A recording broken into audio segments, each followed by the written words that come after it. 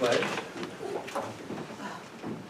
I pledge allegiance to the flag of the United States of America and to the republic for which it stands, one nation, under God, indivisible, with liberty and justice for all. We'll see you.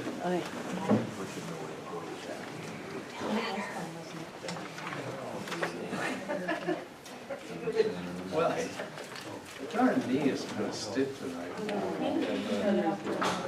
It doesn't want to work for this.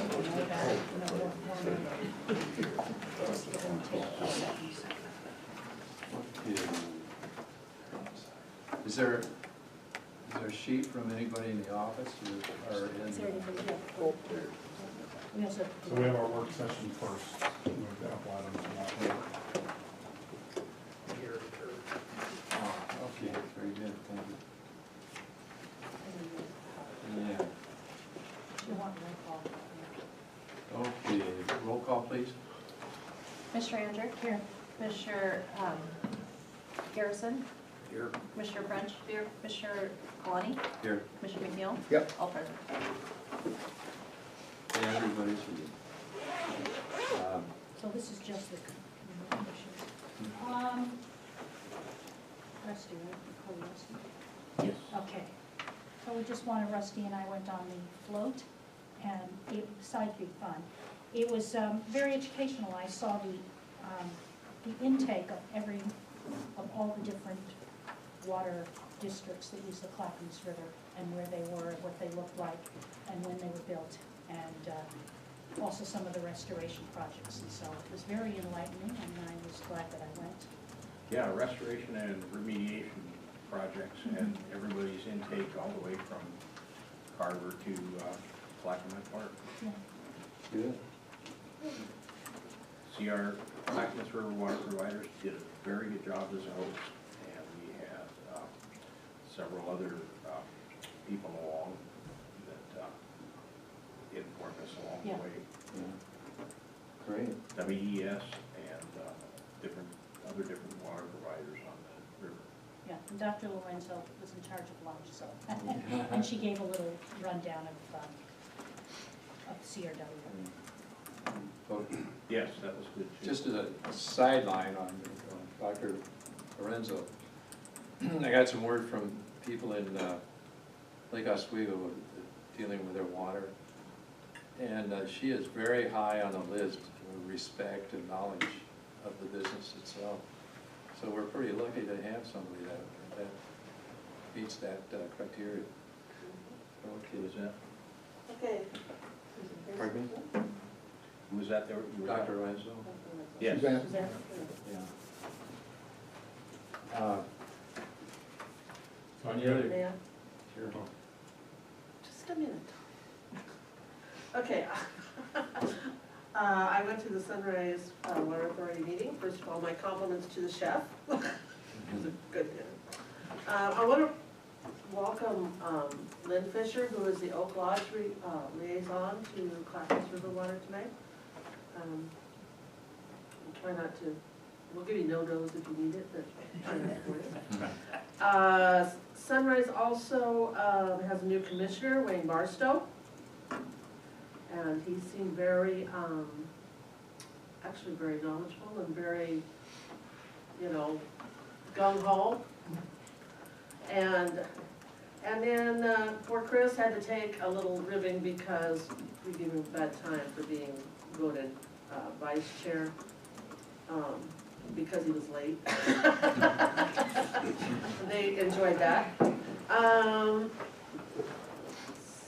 They did discuss the NCCWC, and did you have your special meeting, Chris? No. Okay, they're going to call a special meeting to kind of toss that around between themselves and kind of decide how they're going to progress on that and do things as I understand it. One thing that was really interesting, they also commended Clackamas River Water employees for having such a high percentage of individuals on the cleanup. They thought that was awesome that y'all pitched in. And they did a customer satisfaction survey, and hats off to them because they did very, very well. There were only 2 areas that I according to this survey, if it's 60 or below, that's something we might want to talk about. And they only had 2 small items. Everything else was very high ranked for their employee satisfaction and whatnot. And hats off to them. Anything else? So, Oh, okay. I have 2 things to update the board on that I Okay. think fits under this. One of the things we still owe the board is there was a request to give an update as it relates to our fuel, emergency fuel situation. So we're still working on our memo. So we'll have something to you before the end of the month, and then we can get that scheduled however the board chooses to. So.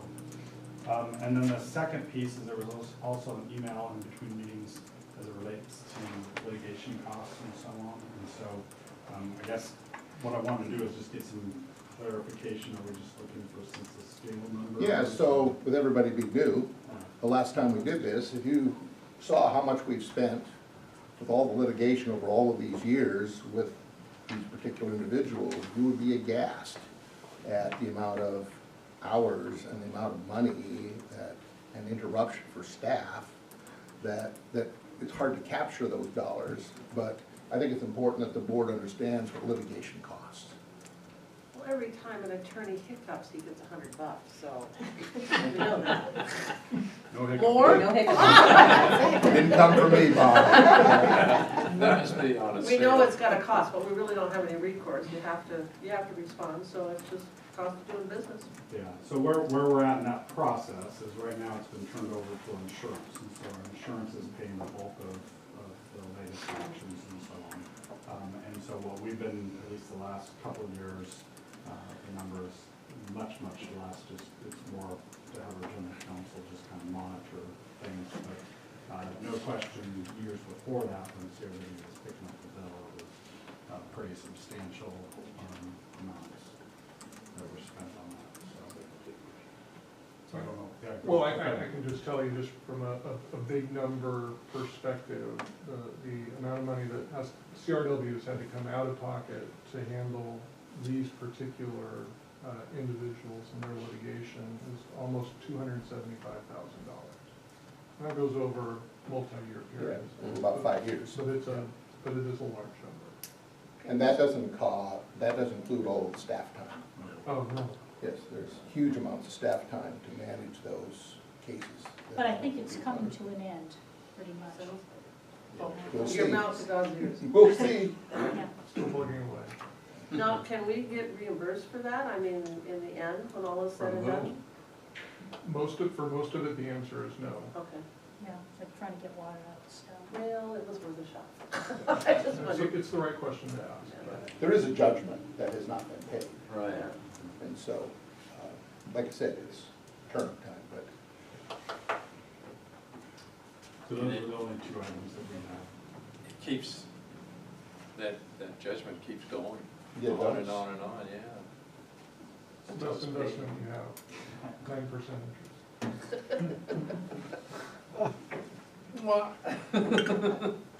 Okay, and anything else? Okay, adjourn the work session. To begin with, call to order, and approval of the agenda. move to approve. Second. Those in favor? Aye. Aye. Very good.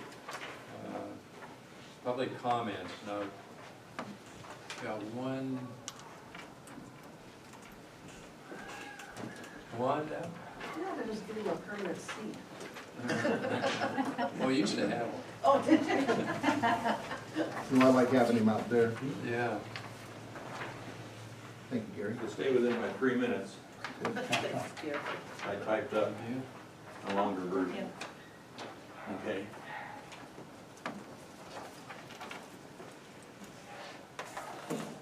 Gary Kerr, ratepayer, and Budget Committee Chairman.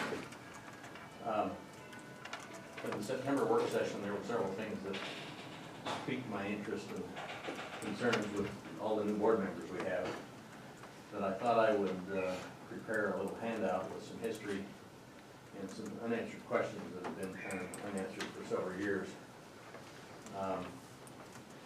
The handout includes some historical highlights.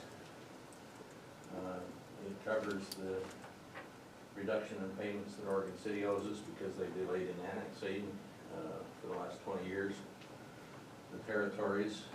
So the values that we contractually, as I understand it, receive will be reduced based on when they actually do the annexation versus when they should have been done. It also came to my attention when I saw the map for the meters last work session. With regard to meter 8, there's a bunch of territory in there that used to be Board of Commissioners nursery farm, and that was all served by a well and CRW and Pease Road. When those houses were built in that section between Pease Road and Leland, when they bought up some other property, there was no digging in Pease Road. Still hasn't been. And so I'm wondering if any of the connections that were there before are still, even though we've turned over all the customers, are still, we're paying for the water through meter 8. So I don't know the answers to those, and I've listed some of those answers in this handout. Their questions, the staff can probably answer most of them. So wasn't the last house the one on the 90-degree corner where the chicken farm used to be? Yeah, I that's believe that was the end of that line, and it came the other direction for the other folks. everything on Pease Road used to be served by Pease Road, and even the older houses that were built in the 70s were served off that line. And I know, as I understand it, all comes out of meter 8. And so my question really is, how are we handling? We turned over all those customers, and how are we handling the reconciliation? The water goes through that meter for our billing and for what they're billing, and how we're doing that. So that was a question, because we're in negotiations with them. Now's the time to bring those things up and get them reconciled finally permanently. So the other issue was pipeline B. That's the one that was built in the early 2000s. The three of us put together $750 grand each and built that pipeline to serve water. But it's only a one-way pipe right now from South Fork out, because South Fork will not allow us to run water through their plant, which makes some sense. But from an emergency standpoint, we still have accommodation even with the backbone, that there's certain areas that need to be fed, and if that plant goes down, the question is whether the connection with Walton Valley is sufficient to cover West Lynn and Oregon City as it's growing, and our customers as well, because we have no way around that unless we build a bypass around to the other connection around the plant to use that pipeline B as a two-way street. So anyway, those are the kind of things that are covered in here. I just wanted to put them on the table for the board's consideration, particularly with the new members, so that you can understand some of the history. So thank you. Thank you, Gary. Thank you. So pipeline B has been a mystery for my entire time on this board. It has never been clear on who is responsible for maintaining it, who's responsible for operating it, should it need to be operated, or whether it's the person that doesn't have the water that goes turns the valve, somebody else. And so it would be nice to know, since we're a partner in that, and it is an asset of our ratepayers, what's up. So, no hurry, just whenever. Any questions? No, thank you. I had a question on the Oregon City matter here. Have we presented Oregon City with a bill for the depreciated value as of the date of transfer of the properties that we did transfer? So they're not properties that we own per se, it's just property we serve. So there's no value as it relates to, yeah, it's not like an exchange of, it's not like a transfer of ownership of the property. Oh, okay. It's just who serves that property. Well, is it question simply that Oregon City needs to withdraw the annexed territories from CRW's boundary? Yeah, and that's a whole other, I mean, we have a area that needs to be, oops, sorry about that. we have a ton of area that needs to be Always back. cleaned up. Because there was some previous issues associated with them annexing but not fulfilling, as Mr. Kerr points out, the withdrawal aspect of it. Have we been dunning them to fulfill their obligation? Have we been what? Dinging them, Dinging them? yeah. They can, as a city, they have the ability to annex and withdraw, and so, under state statute, so there's nothing really for us to ding them on. What we do need to do is figure out what the plan is so that we can clean all this up. So I thought, Are we meeting with them at all on this, or? It's on the list, but frankly, it's been this way for years and years and years, so we're trying to, one of the opportunities we have now is to try to clean up some of this as part of our next step of our feasibility. Oh, okay. recent feasibility study. Thank you. however, as we approach another election in March, we got dinged really hard for not having this taken care of at one of the elections. In fact, they tried to nullify the entire election, cost us a pile of dollars, and we need to get this fixed. Oregon City's gotta get off the dime and get going, and I'm not quite sure how we do that. I specifically asked Bob George this question right as he was leaving about where we are, and it was, well, it's on my desk and it's all stacked up and we just haven't gotten to it. Well, that's fine, we need to delegate somebody, hopefully with this new people, staff and stuff, we can find somebody that can start working on that a little bit and kind of move this along. 'Cause I sure hate to have us get hung again because somebody thinks that they voted and they shouldn't have voted. It was a matter of people thinking that people voted in an election that shouldn't have been allowed to vote in the election because they weren't part of the district. And so that's what you risk when you don't have these boundaries straightened out right. And the county doesn't do anything, it's up to the people who own the district to deal with it, so. The Didn't we challenge hire is somebody to come in and years ago. figure that out, what, 3 or 4 years ago, wasn't it? I'm not sure exactly, but it Yeah, it was was, about that. I was gonna say probably five or more anyway. I know it was well before my time, so. Yeah. It Well, I absolutely was was. here, so sometime in Okay, that, so there you go. in that period, I think. Yeah, because it was the election that I was on that was contested. Yeah. Yeah, and so the challenge is the way our district boundary is written, if you're within the district boundary, you are a voter of the district. Mm-hmm. Yeah. Because we would have the ability to impose a property tax, so we have the ability to, so there's a reason why they get to vote, even though they're not customers of CRW. Right. So they, and where the difficulty is as, Mr. Kerr points out, traditionally, the way the state law is supposed to work is that as a city annexes territory, they're supposed to withdraw that territory too, and keep it clean. And unfortunately, that did not happen. Now, there's a variety of reasons why that didn't happen, and so, that's part of the complication of this. And unfortunately, this is something, again, that's been going on for many years, so.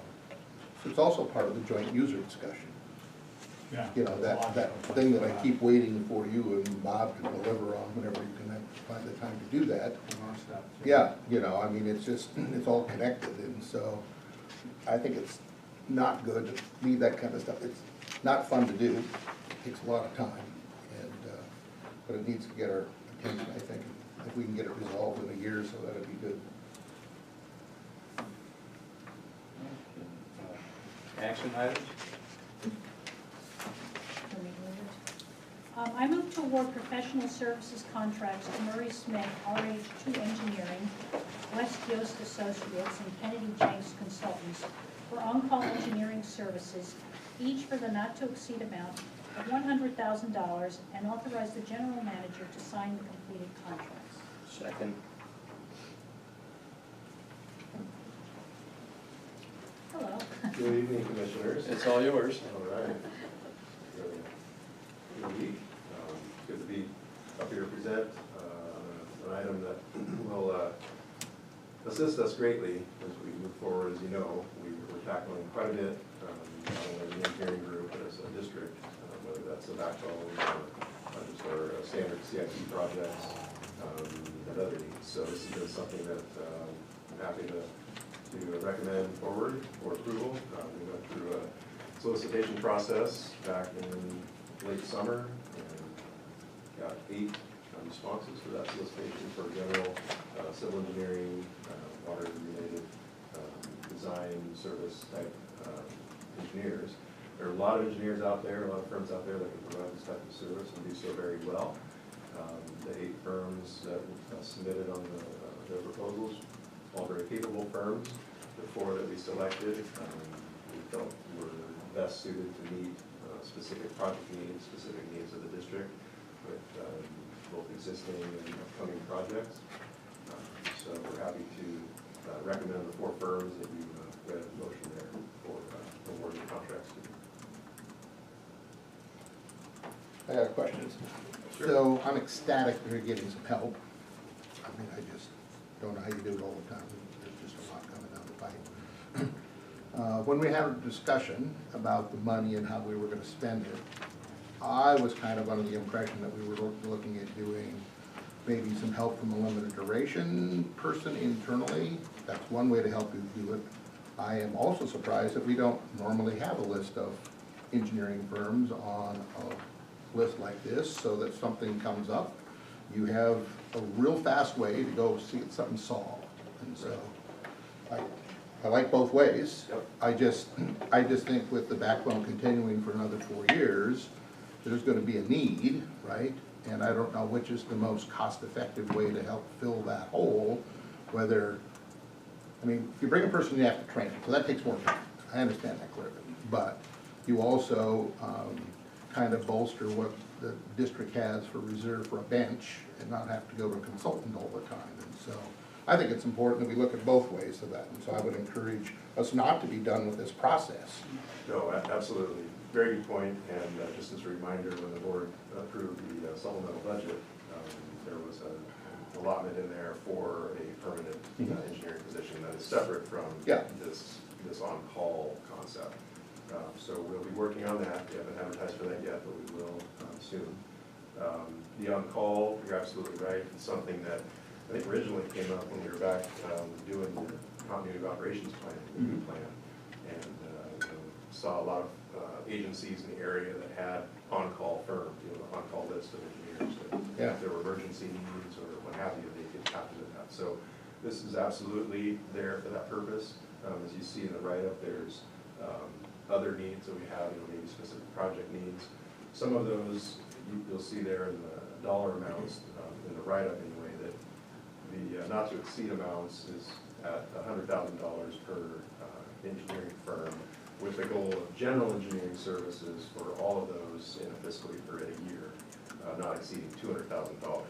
Now that doesn't say that we couldn't contract with a firm on a list to do a specific project design where we're paying it out of not necessarily a general services budget, but in project-specific budget. So the design costs for, say, one of the backbone projects, we give to that firm to do And give one element of it. and pay for it out of that budget. Well, So- hopefully we will. Right, and yeah, absolutely. Got some plans already that I would like to utilize these firms. So one more question. So we have this list of folks. What's the methodology for selecting which one gets called first? Good question. All 4 firms, they all have distinct capabilities. They have distinct qualifications within their team of folks. We have a pretty good idea of all 4 of them, what they can do. A couple of them we've used or are using currently on specific projects. So the goal really is to spread it out over time. I won't say it's, close your eyes and pick one, but we'll look at each project need and look at which firm we think is most applicable to assign that project to. Mr. Sterringer, is that a fair and equitable way to divide this up, or can we get ourselves in trouble?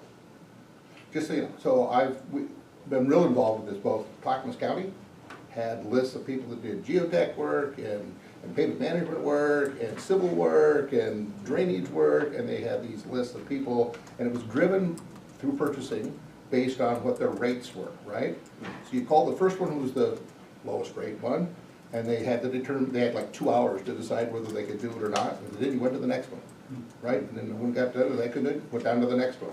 And you just kept going, and if they refused more than 3 times, they had to tell you why they were still on the list. Right, so they had to make sure, so it wasn't a deal where they could, they're not gonna pay enough, we're gonna keep working these other jobs over here, so they don't keep screwing with you, and playing the game, right? And so it's important that there's a methodology to keep track of, one, which ones, are actually being responsive when we call them and need help, and 2, what's it costing the ratepayers, based on the pricing that they're gonna do. I didn't see any of that in this proposal, so I don't know how that was gonna be done. And then what I worry about, again, is if it's subjective, does one guy get upset because this guy got to do it and the other guy didn't get to do it? And so I hope that you guys figure that stuff out and make it clear to our list of how this is gonna roll, so that we don't end up with someone claiming that. Engineering firms don't normally do that, but you never know. Yeah, absolutely, you bring up a good point. I think fundamentally part of that is the qualification-based selection process that we use, the QBS, where you're not looking at rates or costs initially, you're looking at how is that firm capable to meet the needs that the district is setting forth in the RFP. And so do all the bidders understand that? Absolutely. Okay. The other piece of it is that when we looked at the 8 proposals, we really, based on our need now and projected, we didn't look and say, we want a list of 8 or 10 firms. Because we knew we probably couldn't justify having a list that big and giving a nice even spread to assign work. So looking again at qualifications, we felt that a 4-firm list would accomplish not only our needs, but give a nice spread of how we're assigning work. Well, I would encourage you to always keep a list. I think, I think it's important that these engineering firms well, so that if we do have to declare an emergency and need somebody to help fast, we have them going. Yeah. And I think it's just good business for a district to have qualified people at the length of the phone to be able to go and call them in, because we're a civil-heavy organization. I think it matters a lot. And I encourage you to hurry up with the other recruitment. That's all I got. Thank you. I have 2 questions. In a process where you would select a firm for a particular project, for the reasons that you mentioned, you document that? Yes. Okay. The other one is, I don't see a term on the contract, and I assume that there perhaps until the budget that's offered is exhausted. How long do you expect this agreement to last? How long do you expect this money to last? So it is tied to budget, to be clear. But is it gonna be enough for 3 months, 6 months, or a year? Right, so typically with these professional service contracts, you'll assign a 2-year term and then have the option to do like a year or 2, say 2 1-year extensions beyond that.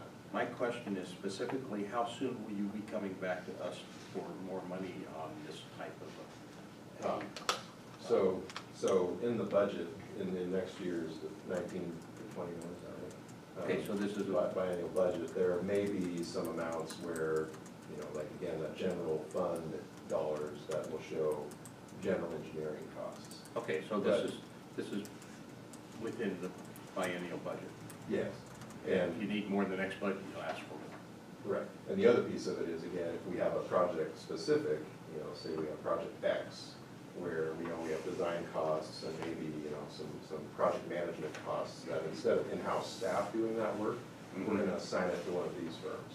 All right. So thus, that would be, you may not see that necessarily outright in a budget document, built into that project estimate. Does that make sense? Yes. Thank So, you. Rusty, there's actually 2 pots of money. There's the one that we're talking about here with the general fund dollars, but we also have a pot of money for the platform project that is completely a different color of money, but it still goes through the budget process. Right. And so we can move, I assume we can move these people between those 2 pots of money and have them. And Have- the CIP. Yeah, and the CIP, is right, so there's actually 3 pots of money. Yeah. Are you saying we could spend a lot more money for outside engineering? If you, it depends on where you get the money from. Okay. It could be from the backbone That's- project. That's Yeah. good. Yeah. Thank you. Thank you. More questions? Agenda item number 2. You guys need to vote on it. Oh, yeah. That's right. We need a vote. Call the question. Commissioner Andrew, Yes. Commissioner French, Yes. Commissioner Coloni, Yes. Commissioner Garrison, Yes. Commissioner McNeil. Yes, Motion passes unanimously. thanks, Adam. Okay, here we go. Okay. I move the board approve the first reading by title only of Resolution 03-2019. Second. So Bob and I get to team up on this one. So what we're asking tonight is for you to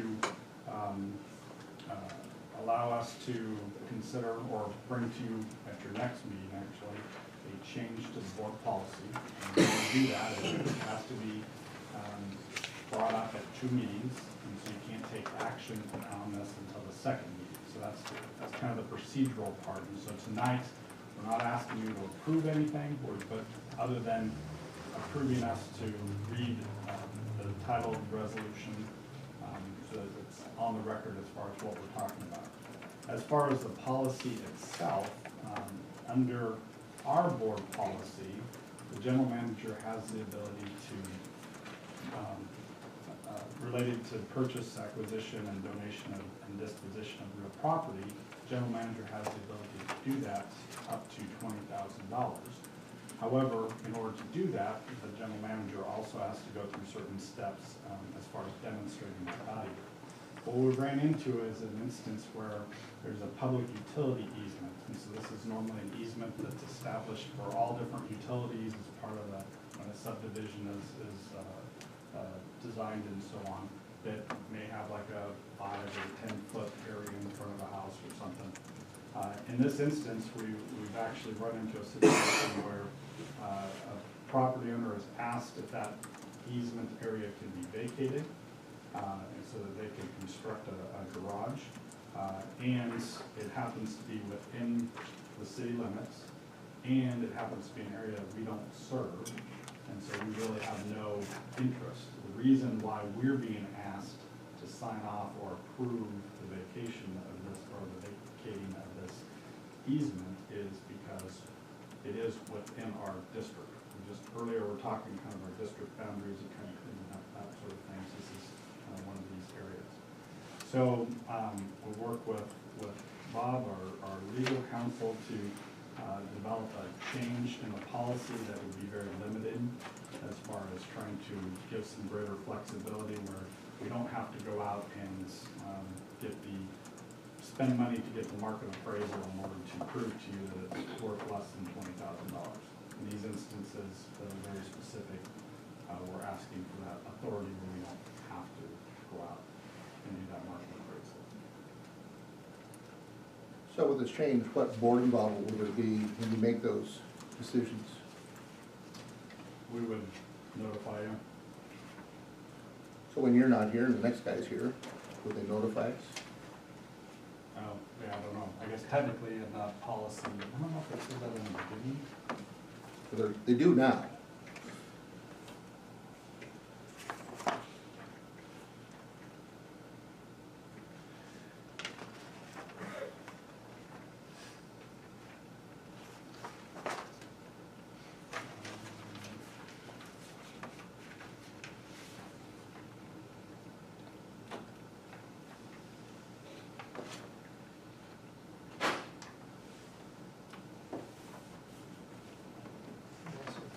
Unless it's somewhere else, nothing in section 3.5 includes a reporting requirement back to the board for any of the property dispositions that are authorized there.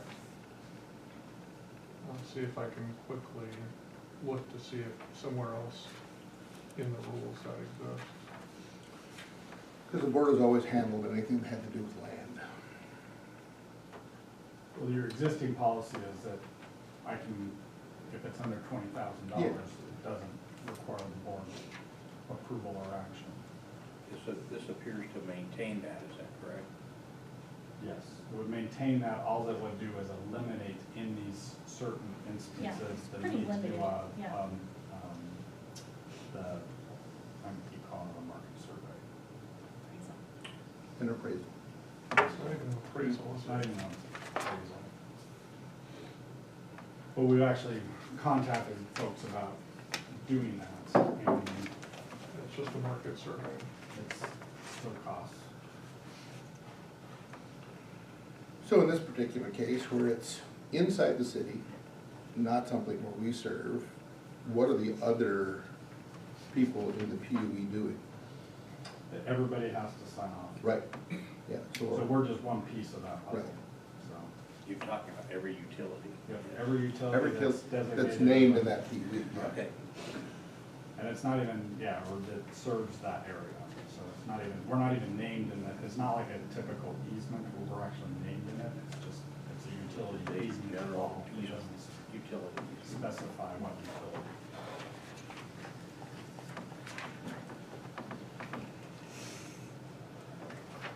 Did we get that question answered about, So the board policies do not currently specify that the general manager is required to report to the board these dispositions of property that are covered by section 3.5. So that would, if that's something the board wanted to do, that would require another so amendment. it's not being required now? Correct. So that is not a change to the policy, the only policy is the change of not having to get the real estate market value. Exactly. Right, okay. What you said notwithstanding, section F2 and 3 require either a market study or an appraisal prior to consideration by the board. So the board does step in there. Or if it's over the 20,000. Yeah. All right.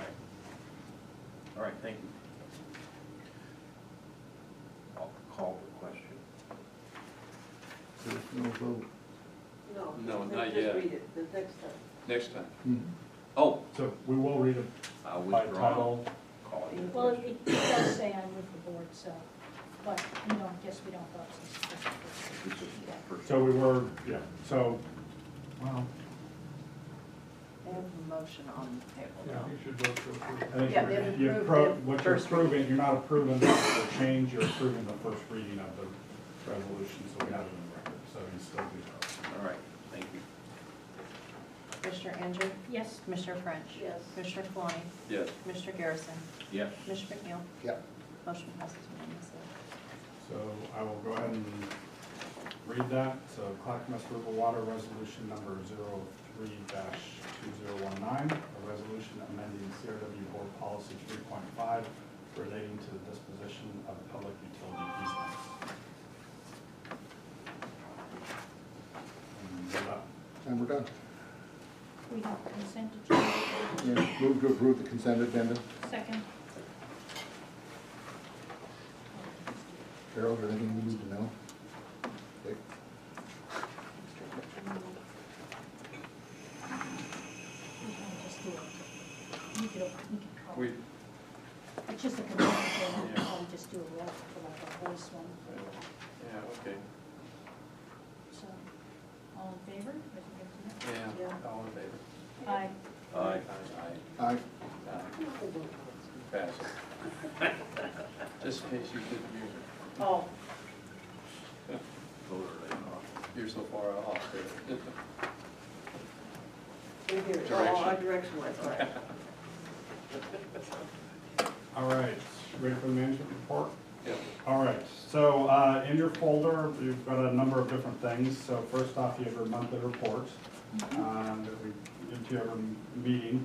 I will note that this is, now that we're into October, this is the last graph that you'll see on the river flow. We'll bring that back, obviously, next June. But we'll kind of switch that out with starting to try and find any snow tell data or any data that we have that would be relevant to river flows. But It looks bleak. 15 Just days started. zip, just started, 15 days zip. so we need a good snow year. Skied at Mount Hood Meadows on October 31st in '73.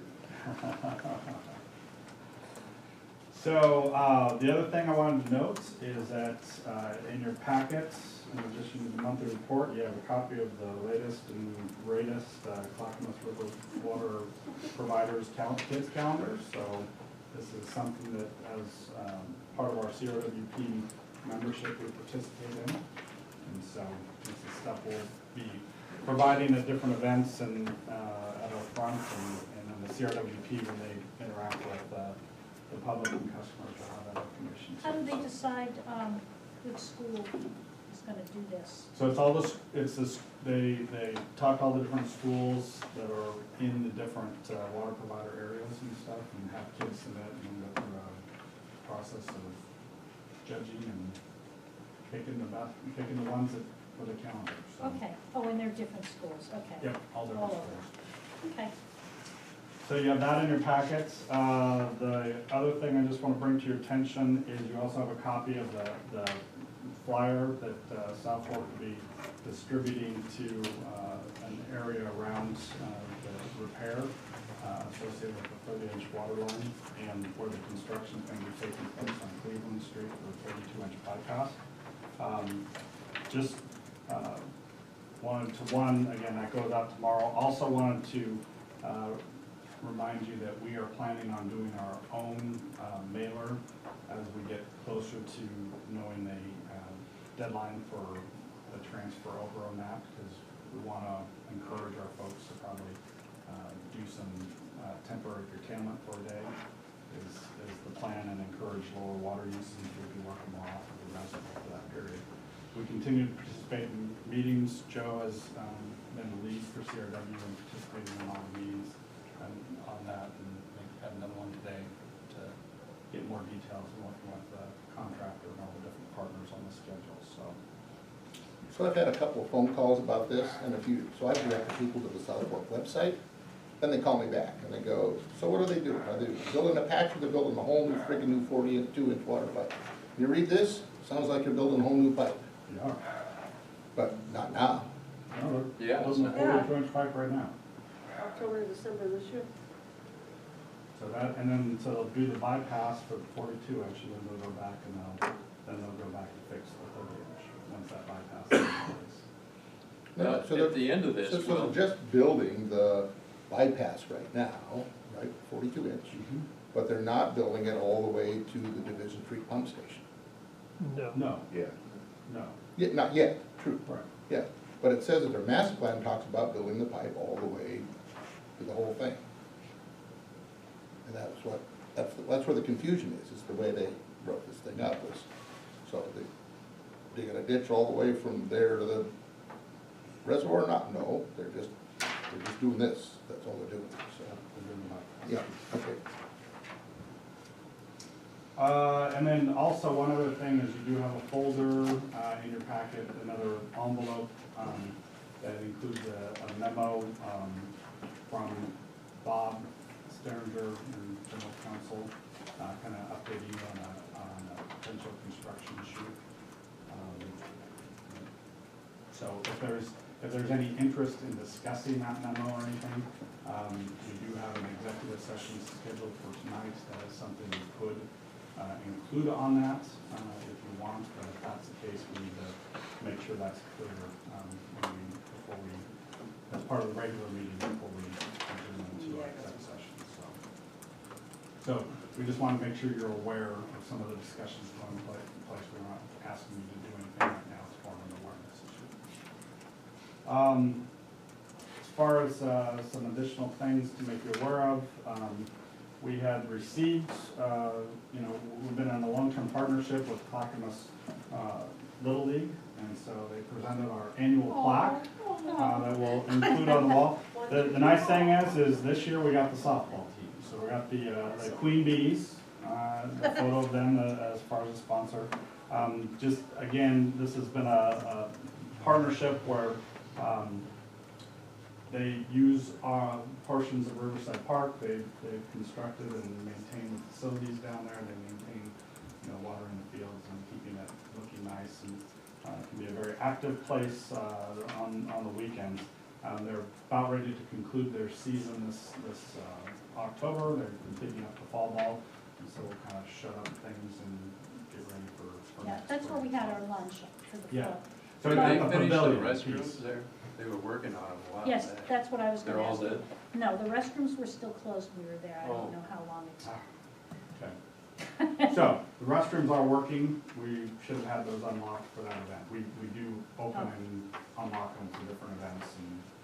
That's frankly, okay, they have those other things, so, didn't, I don't even want to ask that. you know, the honey, whatever. Honey box? So they wanted to make sure they expressed their appreciation to the district and wanted to thank you, so. Next item is just to let you know that Moss Adams, our auditors, have been in the office all week, and so they've been doing their initial work, and Carol's been busy and her staff as far as gathering information for the auditors and for their in-field work. And so we expect that to conclude Friday, probably the last day of the meeting. That's why she looks so tired. Yeah, so that's been good. Are they the auditors that were doing what was it, the county system, either the county or Oregon cities? Yeah, so they do all of the different, they do a lot of different municipal clients. Yeah. Actually, they've been Sierra Wood's auditors for seven? This is the sixth or the seventh six- year, yeah, Sixth year. Yeah. because we just renewed their So- contract. So, yeah, I think you probably read something in the paper about the county stuff, and so they were the auditing firm that was coming. Yeah, they had some problems there. Oh, yeah. Ugly. Yeah. Yep. Yeah, ugly. Um, Anybody resigned today? oh no, don't work. So. Good plan.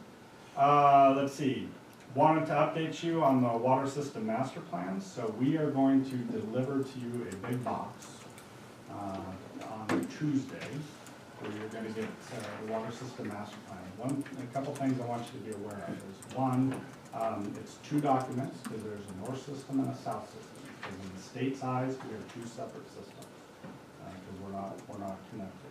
The plan is you will have that document on the 16th. We have scheduled the whole work session for the 29th. So to go through, we'll have Carollo engineers here to kind of walk you through the documents. The piece, some of the information is going to be transferable, so I will note that there is executive summaries in both of those documents, and so that might be something helpful to make sure you go through. They are engineering documents, so we don't expect you to be experts on them or anything like that. But the reason why we want to make sure that the board is aware is eventually we're going to be bringing these documents to you, because it's one of the documents that you are going to be actually asked to accept on behalf of the district. And then what that will enable us to do is then use that for other planning purposes as it relates to SDC development, or if a developer comes in and wants to know about what needs to happen as far as upsizing lines and stuff. So it becomes a very useful document for those tools. We are also planning on submitting probably the week after next for the documents to, that first week in November, submitting the documents to Oregon Health Authority, because they are the agency that needs to review those documents and ultimately signs off. We'll provide comments, we'll incorporate their comments, and then we'll provide you a final document. How long their review will take, we don't know. So I'm assuming it'll be a few months as part of that process. So we're gonna be having that delivered to our house. You will have that delivered, and it's gonna be a big box. So if a guy pulls up in a huge truck and So comes out with a. hopefully, yeah, well, since I didn't get my last package, I'm just Oh. crossing my fingers that. So, and if there's a problem with packages and stuff, we can work something out if you wanna just wait until. No, that's you can okay. swing by here or something, or, There was only a problem once, so Okay. hopefully that was all right. one-off. One other thing to make you aware of is with respect to 152nd Avenue Reservoir. That project has been progressing well.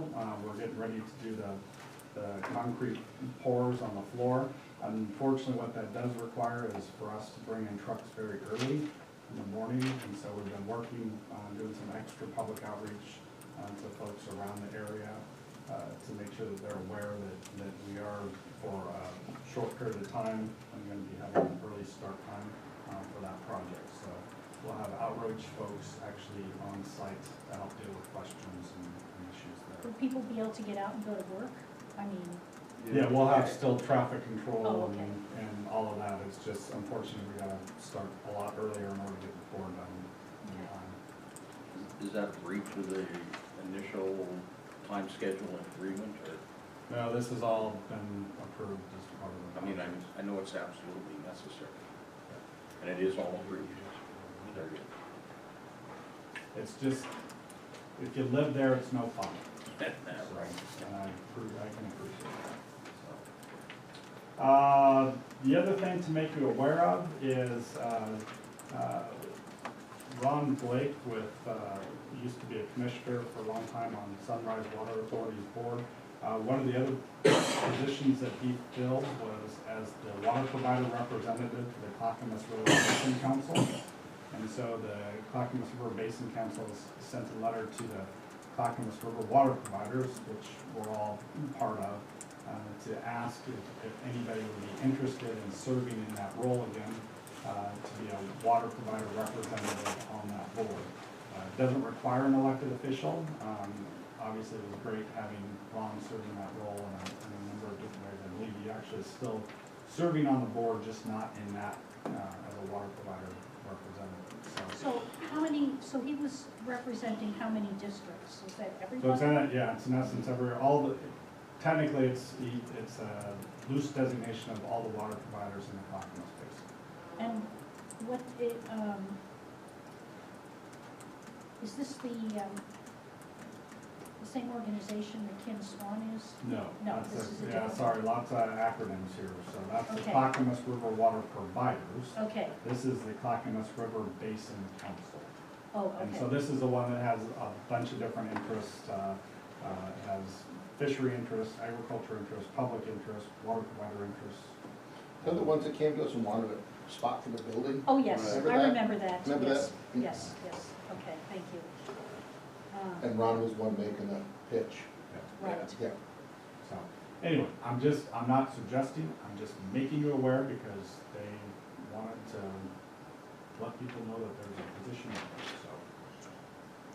how often do they meet, just out of curiosity? Let's see, I believe they meet, looks like, monthly. There you go. Sign up for that one a month deal. I'm on two committees that meet quarterly, and that's great. Yeah, they roughly meet the third Thursday of each month from 6 to 8:30 p.m. We're at, At the Clackamas Fire's, the fire station on 30th, I believe. Causey. Oh, Cosby, 7th. Yeah. Let's see, and then, one other item is actually Bob's item as it relates to following up on a question that, I believe Commissioner Garrison had during the last board training as it related to gifts, and so I'll let you. Just really quickly, you'll recall that we talked about the gift limit, $50 limit on gifts from individuals who have a legislative or administrative interest in the work of CRW. The question was, considering that the gift limit also applies to your family members, is there a $50 limit for each of your family members and you, or is it an aggregate limit that applies to you and all of your family members? And what I told you at the time was that I didn't know the answer to that. But you know what the safe course of action is there. Treat it as an aggregate limit until I can look at that and get back to you. There's actually an administrative rule on it, which is nice because we don't have to guess. Each individual in your family and you does have an individual $50 limit. Oh, Okay? So it's not as strict as I thought it might be. That's the good news. Not that it comes into play all that often, but just know that it's $50 per person, not $50 per family. So if someone decided to give you something but addressed it to the family, not the individual, then they could go above $49.95. That would not be a good Well, I mean, Let's I'm not just get into asking, that. it sounds like you Don't go down can. that road. No, I think if No. The right answer is no, thank you. $50 per Yeah. individual. The right answer is Well, no, no, thank you. but You can't, you can't, that's my Incorporate the whole question. bunch. Okay, you've got 4 people in your family, so is that, you know, a couple $100 that could give you a nice big fruit basket and say to the family? Well, I don't think so, it'd have to be individuals. yeah.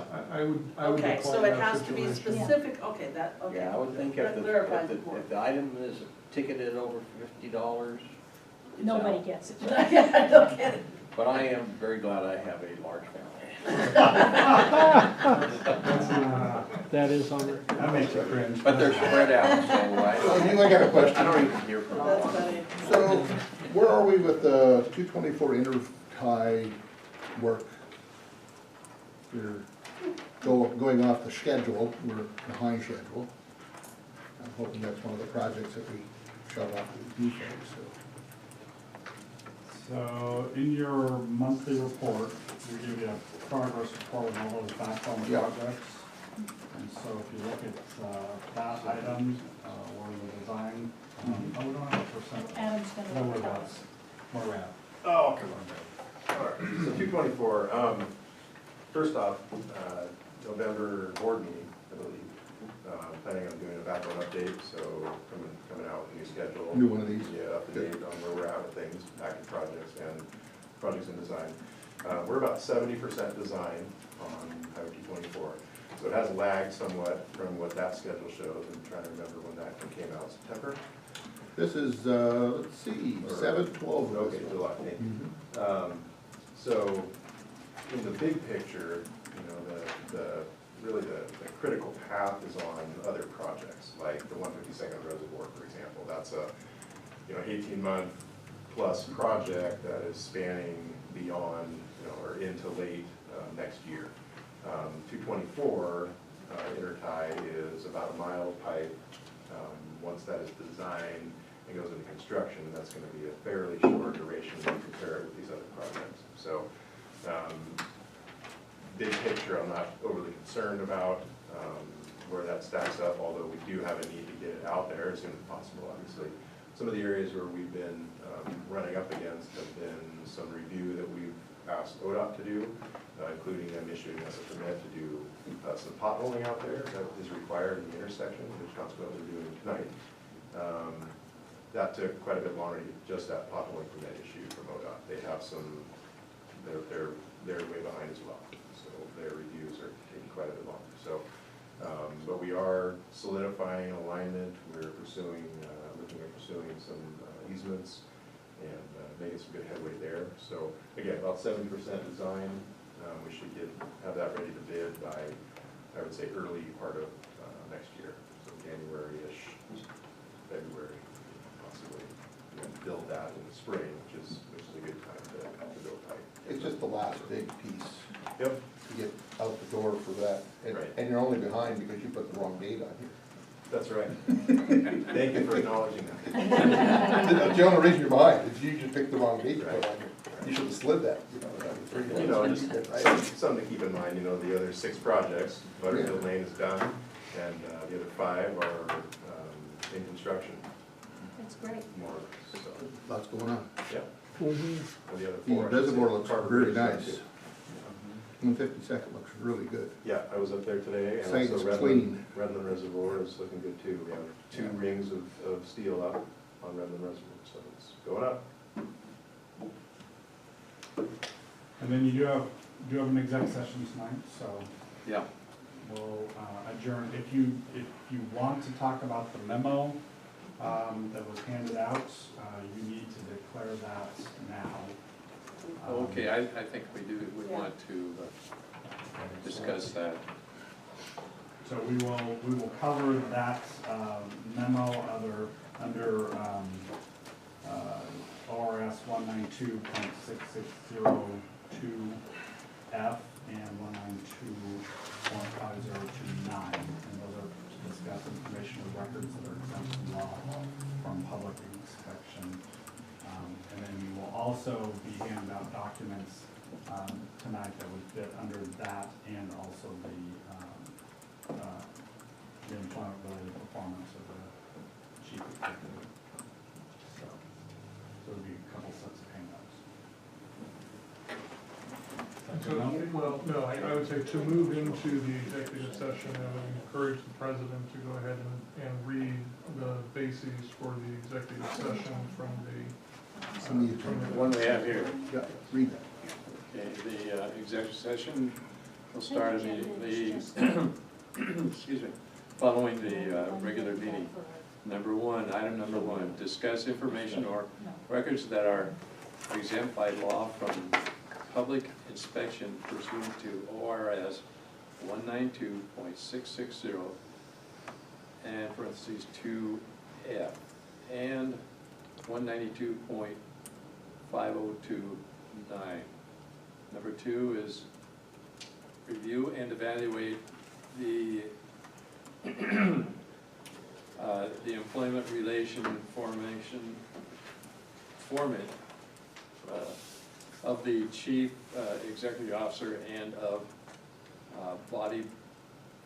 public body and public officer, employee or staff member who does not request an open hearing pursuant to ORS 192.660 2.1 or 2I. And Mr. President, can you just wait one moment, because I am concerned that the citation that you listed as 192.502 sub 9 has been updated Oh, by the legislature. It's still 192. It's still chapter 192.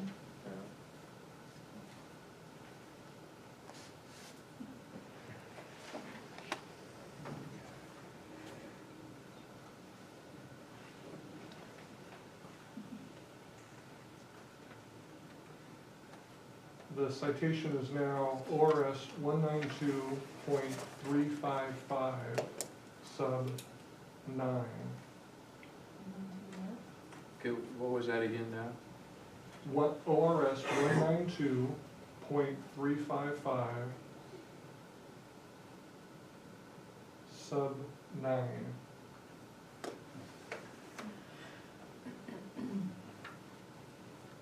Now 192.660 is the same. That's correct. Okay.